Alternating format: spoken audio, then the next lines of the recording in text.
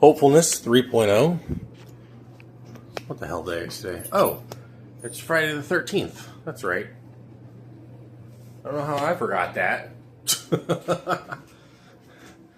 Oh, that's right, because I'm not getting a tattoo today like I usually would. Oh, fuck.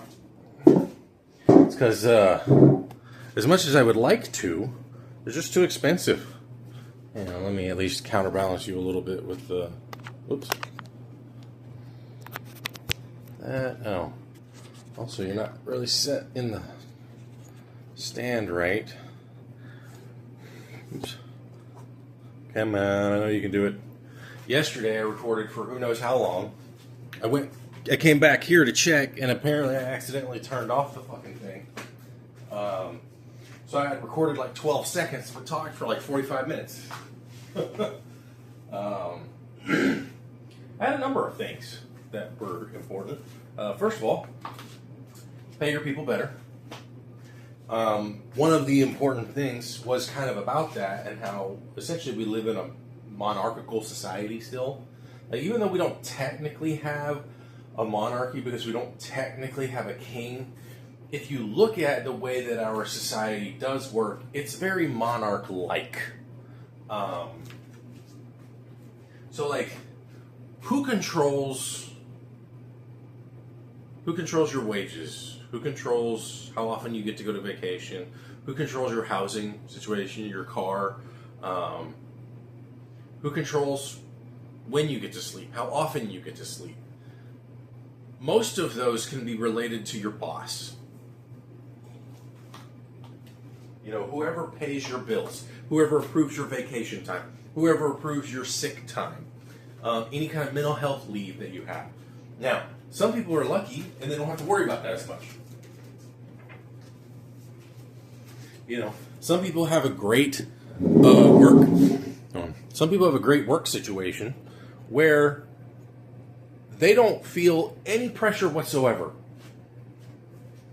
regarding how they live their life, how much leisure time they have, you know, what kind of work-life balance they have, etc. But I would say those people are in the minority. Most people who are working, they're working paycheck to paycheck. They're not allowed to piss off their boss. I mean, technically they could, but they're not allowed to, because if they do, they can just get fired with no notice, with no reason. It might seem like, and you know, if you think about too, we have at-will employment, and then we have right to work. Both of those are anti-worker, but they don't sound like it. At-will is definitely anti-worker, because they can just fire you, kind of like a D&D spell, at will. They can just get rid of you. You can too, and so they make it seem like you're in a good, strong position. But the reality is the at-will employment is in the favor. It's heavily favored towards the employer. The right to work is anti-union.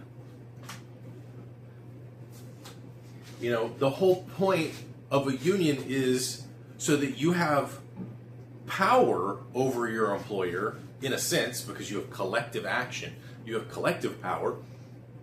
And part of the thing about unions is that when the union decides to go on strike, you go on strike. And so what they've then said is well, you have the right to work if you want to. You are not required to not work, and as such, you are legally allowed to go to work whenever you want to, even if you're in a union. The whole point of striking when you're in a union is to fuck over the business. Your inaction, your non-working, is supposed to put pressure on them so that they actually come to the table and negotiate so that you get better working conditions, you get better pay, you get better off hours, you get better sick leave, etc. And those are the only two types for the most part. Yeah, there's like contracts and all that stuff, but again, those things are few and far between. I'm talking about general states. For the general public, they basically work they're either a right to work state or they're an at-will state, and that's it. The anti-union sentiment is so strong that I still remember to this day, despite it being a late 90s or a 90s and 80s thing, like hearing adults talk about it when I was a kid, I didn't even know what a union was. And the schools never taught us either, really. Like, I didn't know about the fucking Pinkertons. But like, there was this anti-union mentality because paying your dues was too much money. And it's like, motherfucker. It's the same kind of bullshit when it came to, what was it? Oh, I don't want to go up into a higher tax bracket because I'll make less money. That's wrong.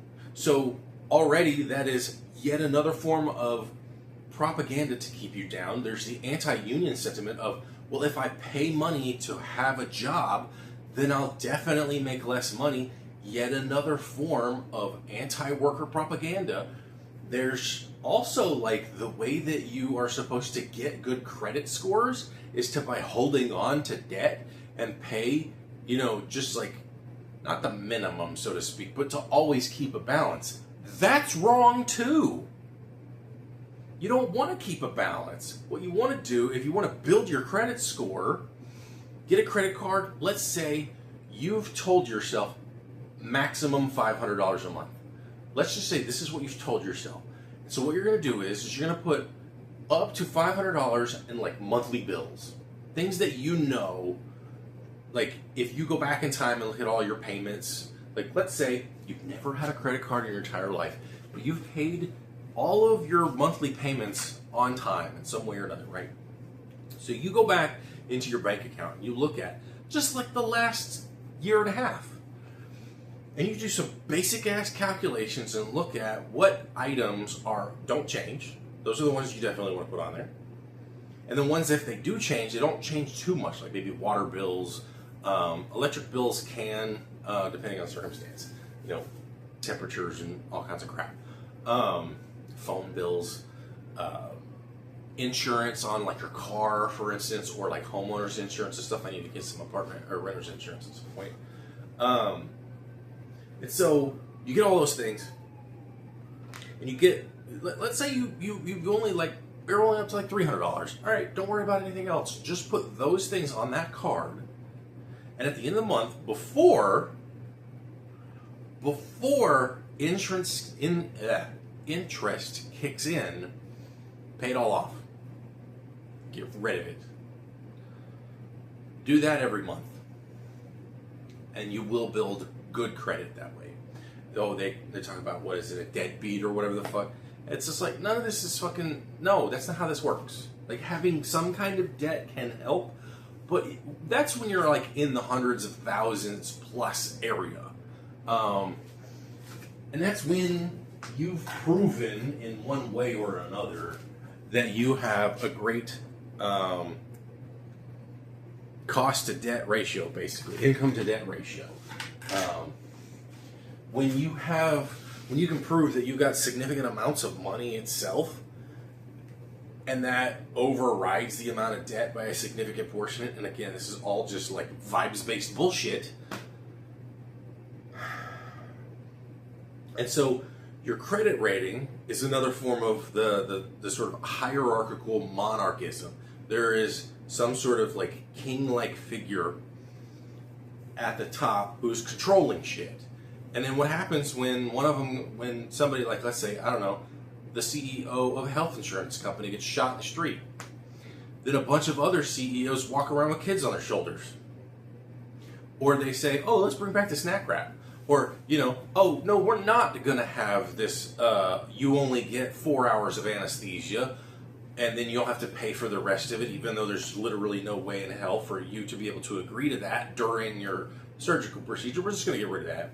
Probably bring it back in a year or two when people forget. I still have not unfrozen my Equifax. We are all monitored by Equifax, TransUnion, and Experian. Equifax has been frozen since 2017. when that fucking huge breach happened, frozen. I don't give a fuck anymore. If that fucks over my ability to get credit, I don't care. I don't want them to have my business, especially business that I literally do not have a choice over. Again, it also deals with forced choice. I was talking about that as well, where like we start to lose agency when certain options are taken away from us, even if they're made to look like they're not. And so, like, you know, these anti-abortion nonsense things, you know, it's like, okay, we're gonna, like, they want to ban mifepristone. They want to ban it entirely. They want to get rid of that thing entirely. Well, like, why? What does that have to do with you, or me, or you? I don't need mifepristone. I'm not having sex with anybody. One could say, well, I'm not having sex with anybody. I don't need mifepristone. Why does anybody else need it? That's not the right way to put it. The way to put it is, I don't need it. I'm not using it. Therefore, I'm not involved. I don't have a say. Because it's not about me. Well, we make it about ourselves because we as Americans, we have had this like individualist idea shoved down our fucking throats. This American exceptionalism, how we're all the best. How the country is the best. And that's also why when you fuck up, or rather, and just the way that I said it, when things happen to you, when your life is in shambles, when circumstances are terrible for you, it's all your fault. Because we're America, we're the greatest. And so if you can't make it out here, then obviously you're the problem when in fact we have a ton of systemic issues. And often so just watching the Crashing Out podcast with Phil DeFranco and Alex Perlman. And Alex Perlman's like, they don't need to bring back the draft because we already basically have it. First of all, everybody has to, well, at least the boys do, have to sign up for selective service. They have to have the selective service ID when they're 18, right? But then, if you're poor, that's where the draft is. Because let's say you end up in some sort of criminal circumstance. Well, you can either go to jail, or you can go, you can go serve your country. They make it look like a choice, when in reality it's not, because you don't really have a choice. It's either punishment or punishment. And then, you're in the military and all of a sudden, hey, we're going to go ahead and throw you into fucking Iraq. Or you want student loan payment repayment? Go join the military. The military is our get out of jail card for the poor, and then when you're out of the military, then they make everything difficult for you. That's why there's so many homeless people who are veterans. The VA makes everything very difficult for you to get what you need. You have to be up their ass. You have to know exactly what you want in order to start getting the right paperwork, etc. We have a bunch of systems that are all ineffectual unless you know exactly how to navigate them. And then when you fail, or when you give up, or when something else happens that takes your attention away from it, and then your life gets worse, everybody blames you instead of blaming the system. Because again, we've made we have this American exceptionalism that says we are the greatest, and so therefore if you do not make it here, it's your fault. That's why when I was in addiction treatment, and I would still like to go back at some point, because I did feel like I was working a fulfilling job. The payment sucked. Don't pay people minimum wage. Pay people better. Pay your people better.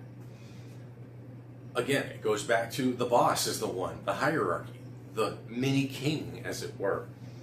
And so I want to go back into that because I want to help people understand that they're not addicted, they're not struggling through addiction, they're not suffering through this because they're a failure, that this is some sort of moral failing or individual failing. They are experiencing the culmination of so many systemic problems meeting up at their little node being them. You know, one of the things I would say in the last place I worked at, it was like the life's trials and tribulations. You know, we figure out ways to cope with that stuff. Well, sometimes the answer is right there in front of our face, or it's in our mom's pharmacy cabinet, or whatever, or their purse, what have you. Or it's what we see in society, you know, through movies and television shows. It's the fact that there are liquor stores on every fucking corner and not any grocery stores. It's the fact that even in work culture, we have beer 30. There's happy hour at bars and stuff. And it's like, well, it's a form of, you know, persistent advertising, essentially, of the booze is there to help. And that's just for booze. Alcohol is like the main number one addiction substance, though. But especially because it's legal. It's legal, it's everywhere. And it's not to say that we should make alcohol illegal. We should improve our society somewhat. Oh, but you participate in society. I'm very smart. I hate that. But I love that comic exists, because I can be like, this you?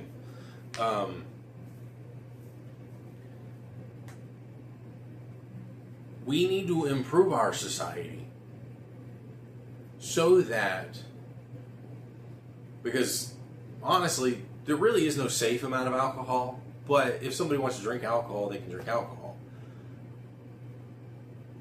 Banning something doesn't usually work. Now, most people will want to talk about something like gun control, gun reform, etc., in a form of banning, and it's not banning. It's saying, look, we understand there's a problem.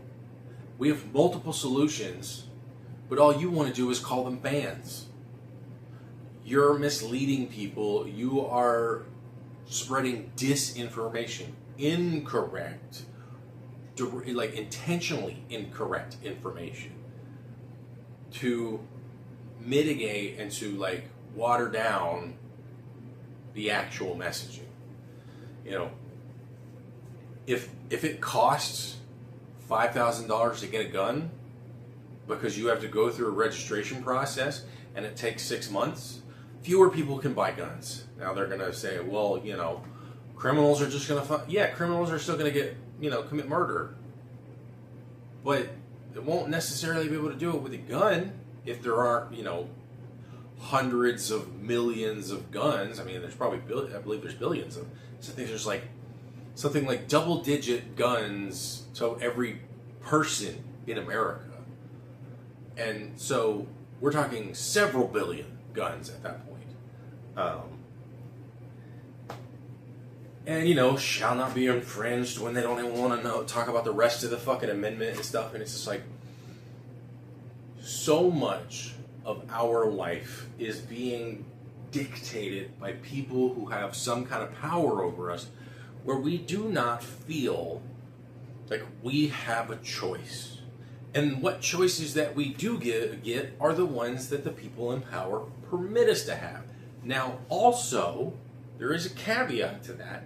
Some of those choices are provided to us because there are other people who fight against the people in power. You know, the fact that abortion was basically just a human right without being enshrined in law for 50 years was because people fought for it. Why wasn't it enshrined into the Constitution, for instance? Why wasn't it made as an amendment? Or why wasn't it made a law?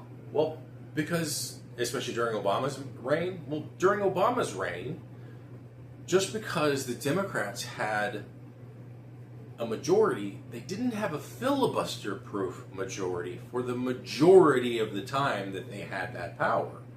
They had a filibuster-proof majority for about 3 weeks. And you know what we got during that 3 weeks? We got the ACA, Obamacare. We got those subsidies. We got the things that said it doesn't matter. You can't be disqualified for pre-existing conditions. You got the ability to have, you know, inexpensive social medicine, while not the best, because of all the other bullshit, because Republicans were still involved in the process of making this shit happen. Also, during that time, there were many Democrats who were anti-abortion or straight up pro-life. Pro-birth is what they really should be called. Staunch, like, if you would look at them today and look at their track record and the way they behaved and the way that they thought about stuff, they would be like hard right Republicans.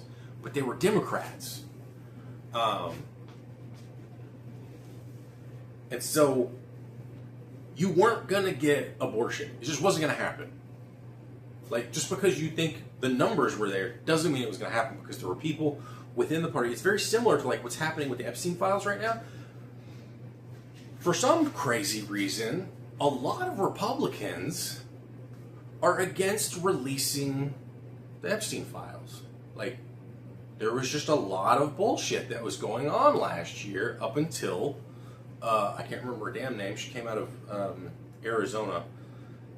She finally got sworn in, and then like immediately afterwards, they pushed the bill. Now, granted, it was unanimous. There was like only one person who didn't, whatever. But then, like, even then, it started having more pushback from Republican senators, or, you know, even though the Senate didn't even need to be involved. But, like, there was still more pushback from Republicans. But, like, actual Republicans were the ones starting the process for the most part. I mean, it was bipartisan. But the fact that there were people within the Republican Party who were so staunchly for releasing it, despite the fact that so much of the Republican Party was like, I don't know if I want to do this. I don't want to implicate Big Boy, King Man. That is very much the flip side to the whole potential for abortion. There weren't enough people there who were going to be pro-abortion. But there were enough people who were pro some kind of socialized medicine. And so that's what we got during the handful of weeks where the Dems had a filibuster-proof majority. And so that's what we got. And, you know, so yes, we do have people who fight for us, and oftentimes what we get isn't enough. But that just means we continue to fight for it, which is what Republicans have been doing forever. You know, they were the ones that got Jim Crow. They may have been calling themselves the Democrats. Let's rephrase things. Progressives and conservatives. You know, I don't care if Democrats were the ones who owned slaves back in fucking in the 16, 17, 1800s. They were the conservatives. The conservatives were the ones who owned slaves. They were the ones who believed in the hierarchy. They were the ones who believed in who followed the monarchical law. They were the ones that said there is one man who runs this whole place, and you all listen to him. And you can all get fucked over if he's not happy. Which is why, you know, there were a lot of slave women who ended up having kids through those guys. Because they just do whatever they wanted. And part of it was raping. Because raping wasn't about procreation, and it wasn't about sex, it wasn't about love, it was about power. So they'd rape their slaves, and then that slave would end up birthing a child, and that child would also be a slave, but kind of not, because then they would realize, oh wait, this is my child, so now we gotta like finagle some things. And you know what, that sounds a lot like the abortion problem too, where you have a bunch of conservatives who are anti-abortion, and yet somehow they're the ones getting a lot of fucking abortions too. They're just going about it in these really surreptitious ways. Well, it's not a big deal until it's my time, and then now I can justify it. And so now I've got to, take all these measures to make sure that it works out for me. But you get to go to jail.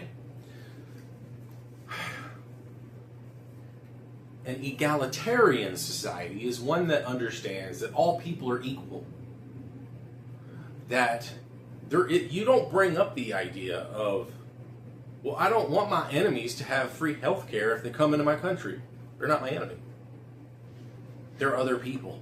They are humans that need health care. If they are in the country, I mean, you go to any country that has national health care, it may not be perfect, but they still take care of you if you get hurt. Because that's what humans do.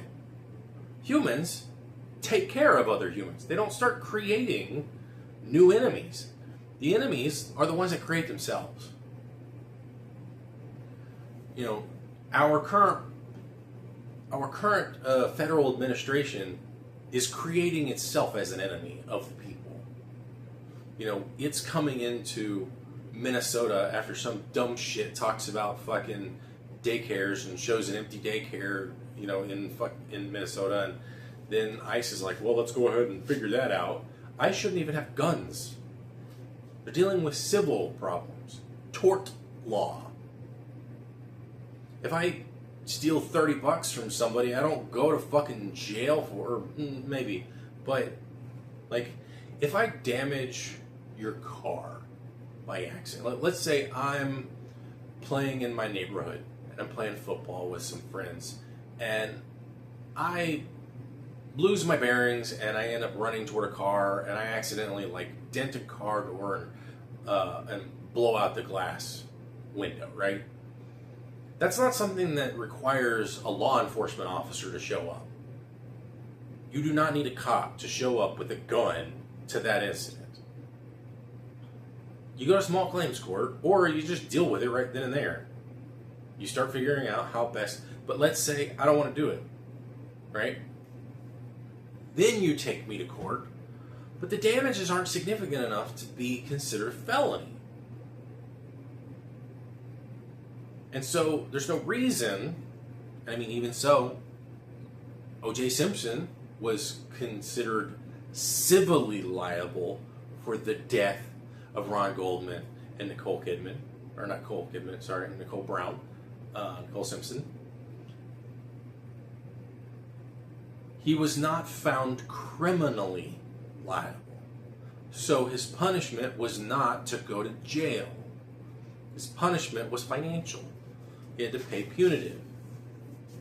And so they liquidated his fucking assets. They basically took the rights of his book, the If I Did It, and then they minimized the if part, put it inside the I, and made it look like it says I did it. You know, but you don't need ICE agents running around with fucking AKs for civil disobedience, so civil law enforcement. It's not necessary. That's not what happened before this current administration. During the Biden and Obama administrations, there were a lot of deportations. In fact, they deported more people than the current dumbass. And coincidentally, what happened? You know, there's even people talking about how they experienced ICE officers before. Like, ICE still needs to be abolished. It's still unnecessary. You know, but that's another systemic problem that we ourselves need to realize and understand. But people were talking with ICE officers. They were they were literally having conversations with them, talking about the circumstances. The ICE officers would often be like, hey, here's this paperwork we got to take care of. If you don't take care of this, we will be deporting you type of situation. It's not, we're going to come up to your house and blow the fucking door in like they're doing now. It's not shooting people in the fucking back because some dumbass gets scared by a gun. It's not shooting people in the fucking face and calling them a bitch after you walk in front of the fucking car, even though the wheels are turned away from you. Or shooting somebody, now granted this one's a little ridiculous, but even so, why are ICE officers involved? Why are they armed? There was that one dude, I can't remember his name, he was shooting off a gun as part of a like New Year's Eve celebration. That's straight up fucking criminal behavior. You should not be doing that. That will get you killed. And also will also get other people killed. You don't do that shit. And so there's a reason why his name doesn't pop up that often. Alex Preddy and Renee Good were innocent. They were innocent. Alex Preddy was innocent. Renee Good was innocent. they did not commit crimes.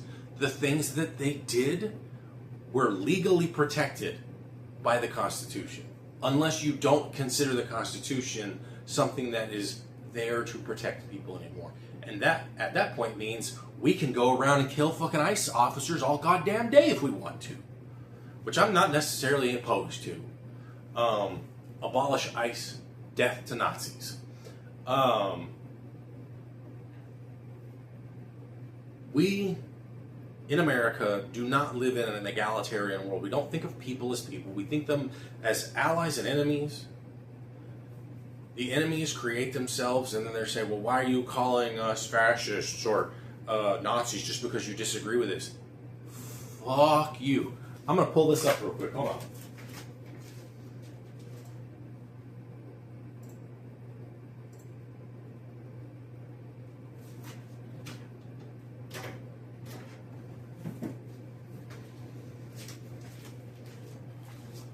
James Baldwin. We can disagree and still love each other, unless your disagreement is rooted in my oppression and denial of my humanity and right to exist. You also have something similar. Where'd it go? Okay. I never unfriend people over politics. Let me open this up further because it's a little on the bigger side and it's kind of set up between two things here. Here are some examples of political issues. Should we levy another school tax this year? Is the maximum building height for this zone appropriate, or should we alter it? Do we need a light rail for our city? How much of our state budget should go to road upkeep this year? I don't unfriend people over stuff like this. Those are political issues. Here are some examples of not political issues. Are gay people human beings? And most people won't say that. They're gonna have some little sneaky addendum at the end of it. They're gonna get rid of the "are human beings" and they're gonna say, are gay people allowed to marry? Are gay people allowed to march in the streets? Why are you pushing your sexuality onto us when they don't look at their own sexuality being pressed upon everybody else in movies and television? Should women be paid the same as men? Are Nazis bad? Is extortion bad? Are war crimes bad? Why can't presidents abuse power? Are black people bad? I unfriend people over this kind of stuff. And so too would any other rational person. I don't call somebody a Nazi because I disagree with them. I call somebody a Nazi because they're acting like a fucking Nazi. A disagreement would be like, should we be using, we really need to move away from coal and oil and natural gas, and we need to start implementing more forms of renewable energy. I don't even want somebody to say, no, we don't want to move towards renewable energy. I want somebody to say, man, I think solar is going to be the better way to go about it. That's what I want. Because I'm more progressive. I'm not a conservative. I'm not a cuck for the monarchy. I'm not a cuck for a kingship. And that's so much of what we have in our society. And so one of the things that I also mentioned yesterday in the video that didn't get recorded was why the Epstein files are such a big deal. Just like why what happened to that CEO of United Healthcare was such a big deal. Because then it shows that the hierarchy, the monarchy, might be a little bit more fragile. It might not be as powerful and as stable, as all-consuming as those in power might think it is.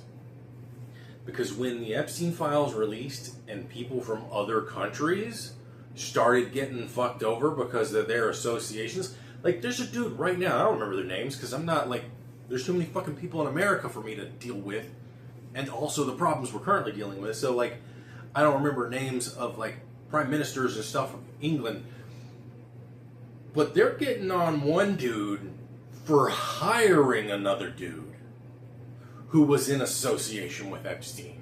during a specific period of time.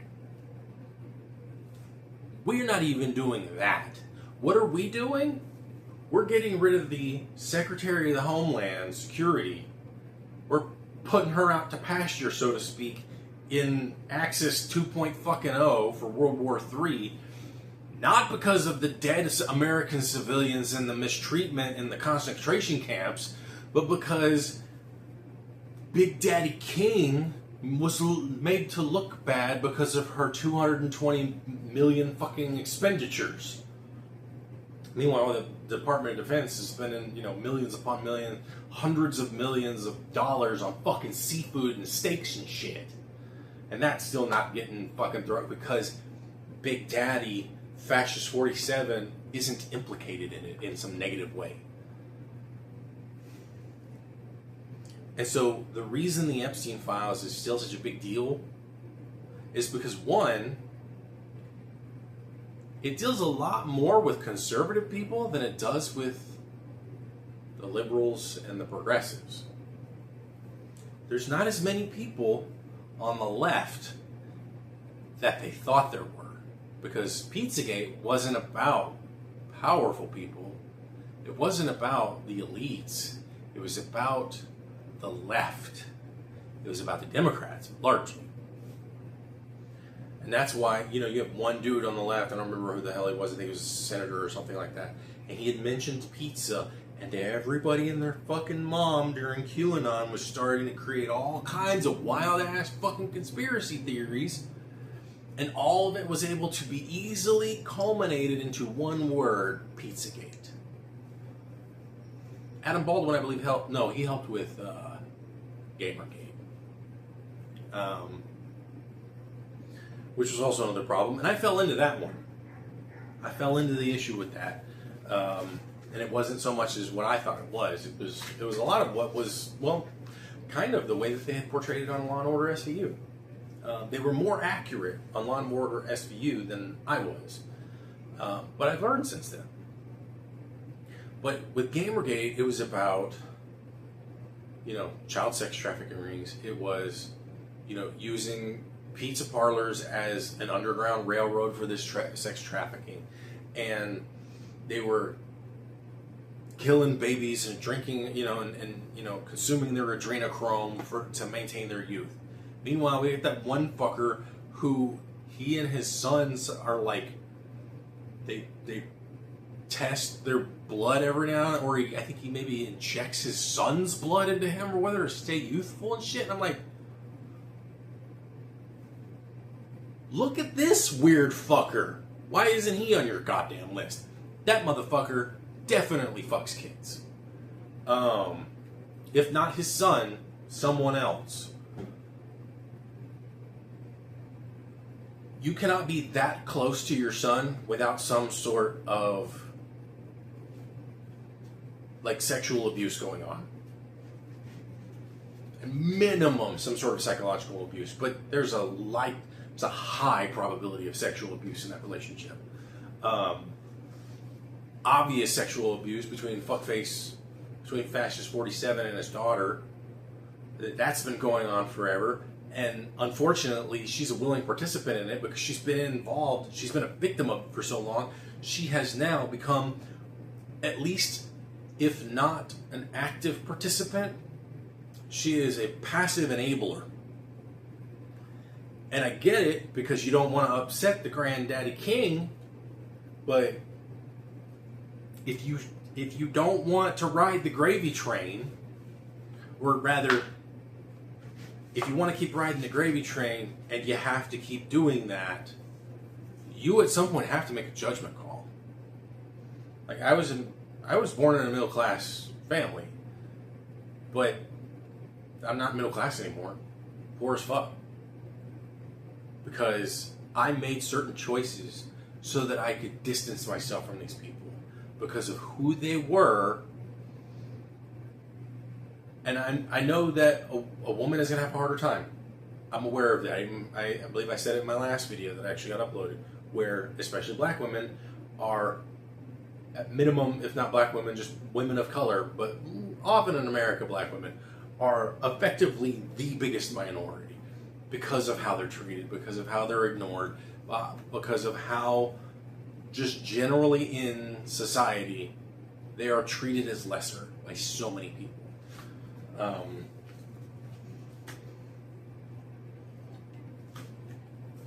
When we stop thinking in a hierarchical manner, which I used to believe in, by the way, like, I get that oftentimes we naturally move into a hierarchy, but that is not necessarily natural. We think it's natural because there are outside influences that have an impact on us. You know, there's a great video by Innuendo Studios, I'm going to put it in there, and he breaks it down pretty well. You know, he's like, okay, we live in a capitalist democracy, but for the most part, we don't think that that voting is a violation of capitalism, or that participating in capitalist activities like buying coffee is a violation of democracy. Until it is. So, a good example is Chick-fil-A. Now, from my understanding, the whole anti-gay Chick-fil-A CEO situation has been resolved, but it doesn't matter. There are significant enough people, now not significant enough to really affect the bottom line of Chick-fil-A, but there's enough people in America who will never buy Chick-fil-A again because they donated to, like, I think it was either the Fuckface 45 campaign back in the day, or if they were like something maybe like the Heritage Foundation, or like a conversion therapy like think tank or some shit like that. But whatever it was, whatever the conservative donation direction they had put it, because that happened, there are people who are more progressive who are going to be like, they're unforgiving, and they will never eat at Chick-fil-A again. They will never drop a dime there. And while that situation has largely been resolved, it doesn't matter. These people are going to be staunchly against and for fully boycotting Chick-fil-A for the remainder of their life. That is when the capitalism and the democracy start to butt heads.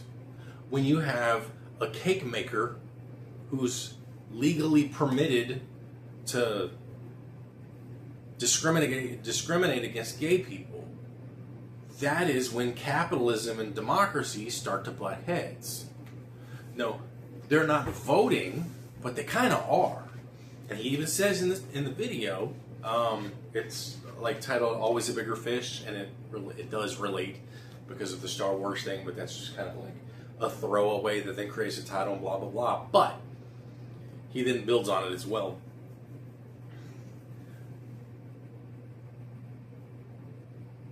You can then say, well, just vote with your wallet. Okay. So if you vote with your dollar, then that is a conflation of your capitalism, your democracy kind of at odds with each other, potentially affecting each other, where normally it kind of wouldn't. But then he's like, those with more dollars get more votes. So, and that is very true, especially with Citizens United, basically stating that, corporations are people and they can dump all kinds of money into it, and you can have super PACs and shit. And it's like, the fuck, bro? No. That's also why a lot of people will talk about getting rid of Citizens United. If we can basically fuck over and kill Roe v. Wade, we can fuck over Citizens United. We can also fuck over the Chevron EPA thing too, because we need to.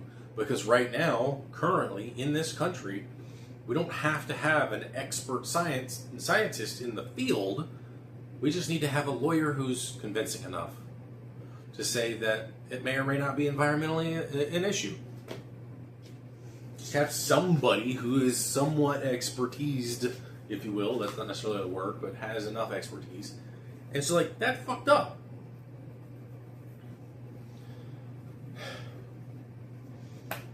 But at this point, enough about the politics stuff. Instead, what I'm going to be following up on is I went to the gym the other night. We have a fitness center down here. I believe I mentioned it in a previous video, I hope. I think. I know I mentioned it in the video yesterday, but again, that video was not recorded. So I went there, and we don't have like loose weights, so you can't like drop the barbell and all that kind of shit. And the barbell can't fall on you and kill you or something like that, especially because like there's really nowhere, there's like no one in there to potentially monitor you. Like security's on the same floor and all, but like they're not just in there paying attention to you. And so it's all these like hybrid type weight machines. And I'm trying to figure out how best I could do something akin to a deadlift. Because I was able to do a squat on the one rack. Because like on both sides of the machine, there's like set of weights over here, set of weights over here, and then you can like maneuver the base pulley system to a point, top. If let's say you want to do something that's from the, that's up and go down, or you go down and up. And so, the other day on Wednesday, I was in there and I did the squat one. I did 10 squats of 25 on each side, so 50. Which isn't a lot, but it's more than what I was doing, which was just base body weight. And so I was feeling the DOMS yesterday, and I took the creatine after the fact so that I could potentially reduce DOMS. And because I'm older, I can't just go ham on that shit. And especially because, like, with my ADHD and everything, if I try to start super hard and fast, I know I'll more or less give up. So what I started doing was, and I put it in my phone, in fact, I was like, okay, so the next time I go, which is tonight, I'm going to go get, after I'm done recording this, I'm going to go to the store and I'm going to get a couple more groceries. And then, when I come back, because it was like 8 o'clock,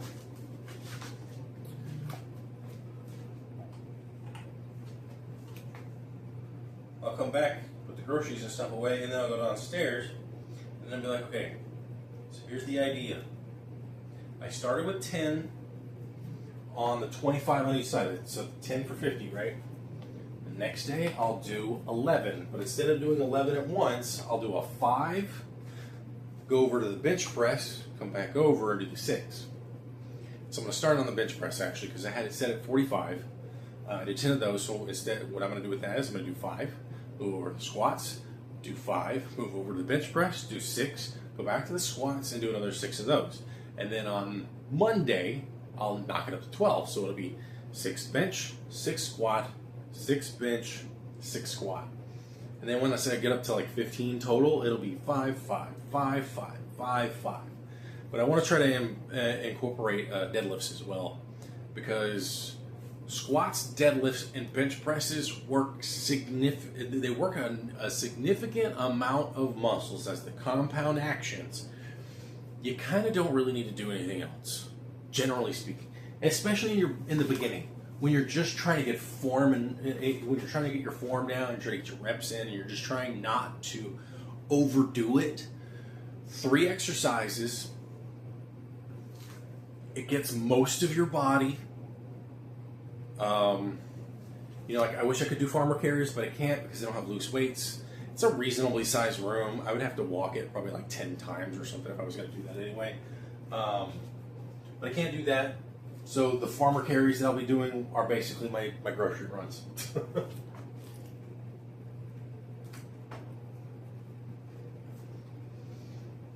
And I've only got it. I got it for every day, for every other day. Monday, Wednesday, Friday. I got it set for next week too. And I've just got go at 8 p.m., go to the fitness center, blah, blah, blah. But I don't have it 4 months out or anything like that. I just have a few weeks just so that I can get myself into that mode of let's just start, let's begin. Because you can walk 500 miles, but it takes you at least one step to get there. There. I started walking 500 miles. If I walk another step, boom, I'm still on the path to walking 500 miles. But let's instead say, I just want to walk five steps. 1, 2, 3, 4, 5. Boom, done. Now all I gotta do is just keep walking those 5 steps every so often. You know, once I hit 5, just add another 5. And then the way that I'm looking at it is, and this is like the next goal, is once I get up to 30 reps of each. So I'll be doing like 5, 5, 5, 5, 5, 5, 5, 5, 5, 5, 5, 5. Then I'll be up to 30. Then I'll go to the next weight, start back at 10. Do a basic 10 on the first day, and then start splitting them up into 5s and 6s and 7s and such. That is the initial goal of how I want to move forward with this. Will I make changes to it as I progress? I don't know. I'm hoping, though, and kind of the reason for all of this is because it's kind of like your beach summer body, but this is more like I'm going to another fucking country. I'm still going to be a fat-ass American. I also don't know exactly what the situation is going to be at my physical therapy appointment on Tuesday is, and how that's going to go ahead, and what we're going to be doing, if anything, and all that stuff. But that's the starting goal. It's something I can do for the next couple, today and then Monday, and then we'll figure out some more stuff on Tuesday, because I got to do something for this shoulder and this hip. And the best thing to do is to get moving. And if I'm going to add anything, I'll probably add, because we don't have a Stairmaster. I wish we had a Stairmaster. That would have been nice. We just have, ellipticals and bikes and treadmills. But ideally is to hop onto one of those as well.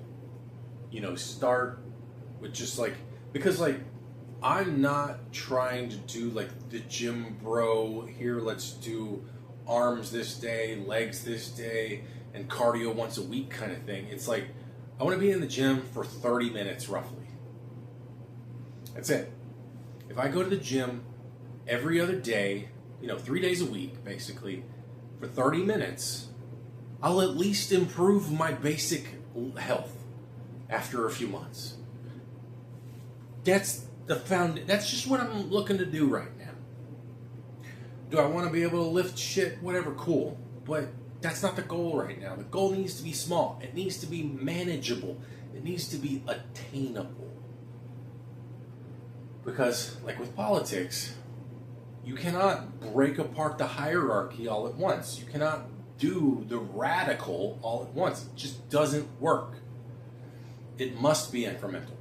Because if you can try to upset some things here and there, maybe there's a point where I'm just I gotta pull more weight. I just gotta push more weight. But then I can't just be all right, let's just go 150 pounds. That's just gonna hurt me.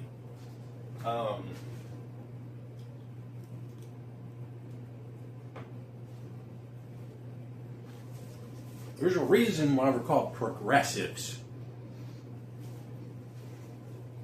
Not only is it, progress is continual. And I don't even know which one came first when it came to the concept of to progress, as in to continue incrementally, or progress was the first thing. I don't know. But I'd rather be a progressive, I'd rather be a socialist, and I'd rather talk to people in a way that is more progressive and socialist, that deconstructs and tries to diminish hierarchical leanings and talking points and dialogue. Because, I mean, just by the way that we talk can have that influence on people. Good or bad. It doesn't matter.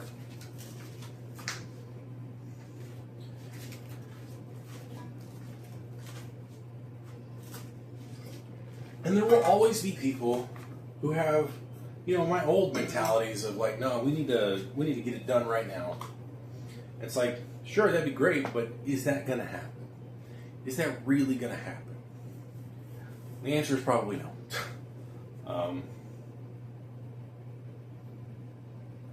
So I want to introduce incremental progress. And the reason why I'm doing one extra every day is so that I don't jump to potentially hurting myself. During COVID, I had, my roommate, who then ended up moving shortly after the lockdowns. He had left behind I think it was a 25-pound kettlebell. I was like, what can I do with a kettlebell to like start improving myself, get some movement, get some action in my body. So I was looking some stuff up and whatnot, and I started doing it. And there were days where I didn't feel like doing just one incremental, so I started like adding more. And then I ended up kind of re-injuring myself, hurting myself in a way that I didn't like, and it just set back all the progress. And so I'm like, I know I can't do it that way, so just do it one day at a time. Add one, it's like if we'd had a Stairmaster, for instance. Let's say I started the first day and I'd be like, all right, let's get 10 in. If I can get 10, let's get 5 more. If I can get 15 in, let's maybe do 5 more, depending however I feel, whatever. And then wherever I stop on that first day, again, this didn't actually happen, but if let's say I was able to do 20, and I'd be like, I'm done with 20. Then I'll be like, that's my starting point. The next time I come in, I'll do 21. And then the next time I'll do 22. And so on and so on and so on. That might work for you. It might not work for you. Figure out what does work. What makes you keep going back. Especially if you're young.